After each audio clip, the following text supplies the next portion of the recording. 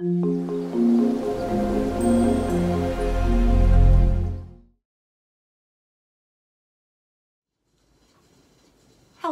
and welcome. I'm Jenny Hall.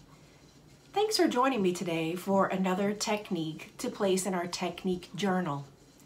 Today we're going to create the polished stone technique. There are so many different techniques for the polished stone. There's so many variations. There's lots of mix-ins. There's unlimited possibilities. What I am liking about the polished stone technique is its versatility and the different looks that we can achieve. Today we're going to be using an art journal. This is just a spiral bound paper. And I'm going to use rubbing alcohol and jumbo-sized cotton balls. Any brand will work. I would suggest that the cotton balls be 100% pure cotton. This is because otherwise it's a synthetic material and it may not absorb the alcohol and the ink refills in the same way that I'm using it today.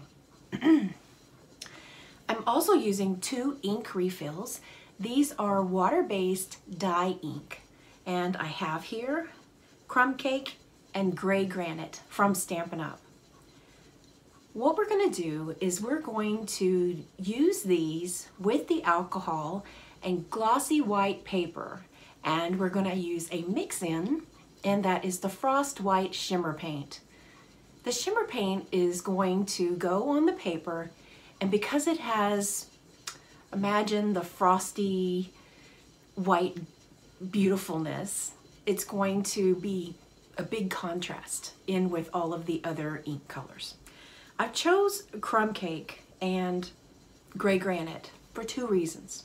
The first reason is that Crumb Cake is going to be a medium color, and Gray Granite is going to be a color that is a bit more softer and can fade into the background. So by using 2 colors that are not of the same lightness and darkness, if that's the right word, then I'm going to allow for these colors to mix together and create some depth as we're working. So it's not going to appear as if it's just a flat piece of paper. It's going to actually have some depth to it, which is very cool. And you can use the panels once they are dried for just about anything. They make a really great background. Put some silhouette die cuts in front of it. You can actually stamp on them as well.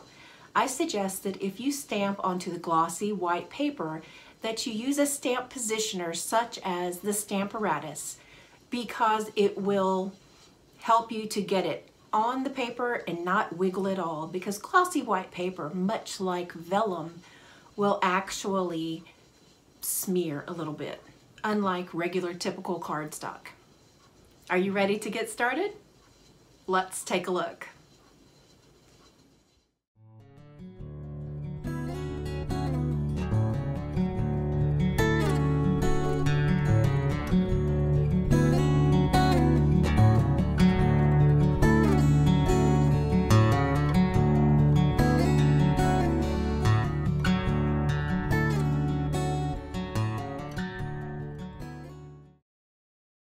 Here I have a piece of glossy white paper and my 2 ink refills. One is gray and one is light brown.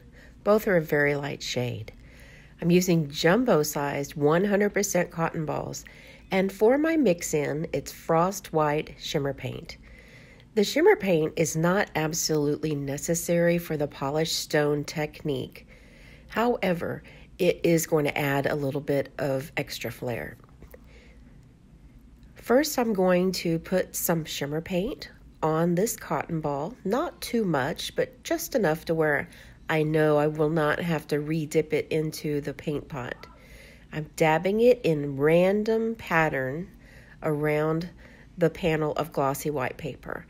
And please note that you need to use the shiny side of the glossy white paper. Once that white pearl stuff is on the panel, then take a clean cotton ball, give it a very generous amount of isopropyl or rubbing alcohol, and then add a few ink refill drops and start dabbing it to the panel. I'm using a ratio of 3 gray drops to 1 brown drop because it's going to really fade into the background with the gray, but the crumb cake is much darker and it will definitely balance things out as you see it progress. So I'm dabbing everything down to the panel, and because the alcohol is already on my cotton ball, then when the alcohol and the ink mix together on the glossy paper, then it has a reaction and it starts to spread out. I could keep dabbing in this way, or by changing things up a bit and rotating my wrist, I'm getting more of a, I guess it would be called a natural look. There's a little bit of swirl to what the panel would otherwise be just straight on globs. Neither one of them is right versus the other one. It's just whatever the look is that you're desiring. I really, really like the way that this panel will look after it has dried. So give yourself lots of time for it to dry. See how much it's changed? This is the same exact panel after it has dried up and that alcohol has moved it around. These are the same colors, but I used a little bit of soft suede. And this is Pacific Point and Pool Party together with the shimmer paint. It all works together so beautifully. So I'm going to take my panel and adhere it into my Technique journal with some double-sided tape, and I will make a note of how I was able to get the colors and the volume ratio between everything on my Technique journal. I don't have to go into too much detail because I do know how to make this technique, but in case I ever decide to not remember it, then it will be nice to have a go-to. It's also nice to know which colors that I use. So if I can make a note, or if you would like to make a note in your Technique journal, if you use only one brand of inks, then it would be nice to be able to go back and look at some color combinations. This is such a versatile technique, and you can do anything with these panels once they're dry. Since I've got these 3 panels, you can look for them in another video coming up really soon. So that's how easy it is to create the polished stone technique. Wasn't that cool? I have a couple of other color combinations that I've shared with you. This is the finished look of how the art journal or the Technique journal looks. I'll give you a nice close-up. I know it's a bit glary, and I'll have a better look in the photographs that I've shared with you. The other colors were Pool Party and Pacific Point, and there's a close-up look, and you can see how that shimmer paint just works in with it. And I want to make a very strong notation that as you're working, and this is the it was soft suede and gray granite, and you can see how shiny that shimmer paint is. Now when you're using the alcohol, it will dry out and keep spreading a little bit. I would suggest that you take the time and create a few panels, more than one, and play with how close together you want to get those dabs on the cotton ball. I like to have the darker of the ink refills only one little drop, and not even a generous drop, just a tiny little bit, and then really put 3 or 4 of the lighter color, because that darker color is going to be the one that catches your eye, and we need to create some depth.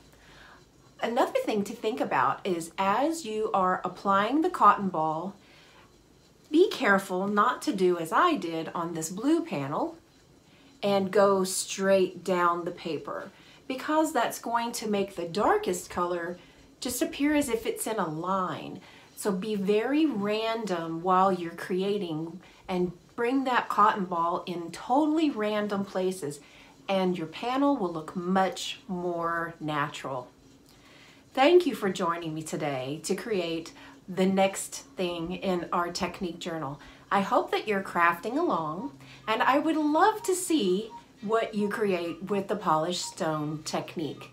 I invite you to visit my Facebook page, and there's a link in the video description down below, and you can actually post. There's a place for you to share and show me what you're creating with these wonderful techniques.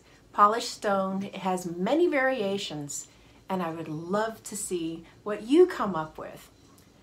If you have not yet subscribed to my YouTube channel, just please click that red bar and the little bell next to it, and you'll be notified whenever I have a new video upload.